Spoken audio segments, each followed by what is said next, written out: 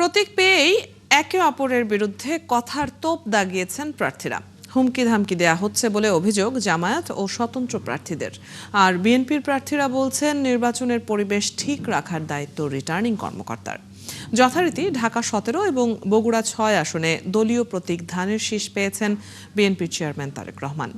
আর ঢাকা 15-তে দাঁড়িপাল্লা পেয়েছেন জামায়াতের আমির শফিকুর রহমান। ফারজানা আক্তারের প্রতিবেদন। ত্রয়োদশ জাতীয় সংসদ নির্বাচনের প্রতিদ্বন্দ্বী প্রার্থীদের নিয়ে মতবিনিময় সভার আয়োজন করে ঢাকা জেলা রিটার্নিং কর্মকর্তা। এতে যোগ দেন জেলার 5টি আসনের বিএনপি, জামাত, এনসিপি সহ স্বতন্ত্র প্রার্থীরা।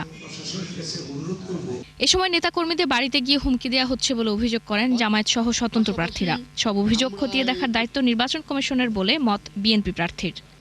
আপনাকেই বলছি, ইন্স্যুরেন্স করলে সিটিতে সুরক্ষা পাবেন নিশ্চিত। সাভার আসলে কোনো আইন শৃঙ্খলা নাই বলতে চলে, এবং ব্যক্তি কিছু মানুষের কথা পুলিশ শুনে। আমরা যে প্রার্থী, আমাদের মনেই করেন আমরা একজন প্রার্থী। আমি অনুরোধ করব নির্বাচন কমিশন যে সকল বিধি বা প্রার্থীদের জন্য নির্বাচন আচরণ বিধি তৈরি করছেন, তারা যেন সঠিকভাবে সেটি অনুসরণ করেন। আমরা এখানে কোনো ব্যর্থ করি না। ঢাকার সেগুনবাগিচায় বিভাগীয় কমিশনারের কার্যালয়ে প্রতীক গ্রহণ করতে এসে নির্বাচনী মাঠের সমতা নিয়ে প্রশ্ন তোলেন কেউ। ঢাকা 9 আসনে স্বতন্ত্র প্রার্থী হিসেবে ফুটবল প্রতীক পেয়েছেন ডাক্তার তাসনিম জারা। নির্বাচনের ক্ষেত্রে যে লেভেল প্লেইং ফিল্ড যেভাবে হওয়ার কথা, সেটার কিছুটা আমরা দেখছি যে আশঙ্কা আমরা করছি। আমরা কোনো পেশি শক্তি এবং টাকা নির্ভর যে রাজনীতি রয়েছে, এবং যারা চাঁদাবাজি থেকে টাকা তুলে জনগণের মধ্যে টাকা বিলিয়ে পেশি শক্তির রাজনীতির মহড়া দিতে, আমরা সেই ধরনের কোনো রাজনীতি করতে চাই না।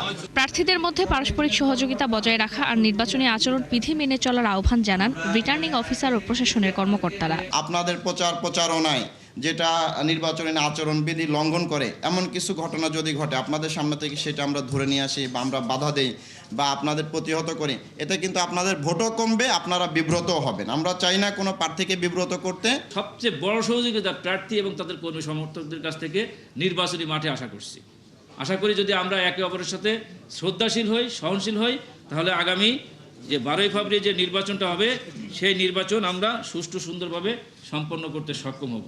হেভিওয়েট প্রার্থীদের মধ্যে ঢাকা 17 এবং বগুড়া 6 আসনে লড়বেন বিএনপির চেয়ারম্যান তারেক রহমান। যথারীতি দলীয় প্রতীক ধানের শীষ বরাদ্দ পেয়েছেন তিনি। জামায়াতের আমির শফিকুর রহমানের আসন ঢাকা 15, নিয়ম অনুযায়ী তার প্রতীক দাঁড়িপাল্লা। অন্যদিকে এনসিপির আহ্বায়ক নাহিদ ইসলাম ঢাকা 11-তে প্রতিদ্বন্দ্বিতা করবেন।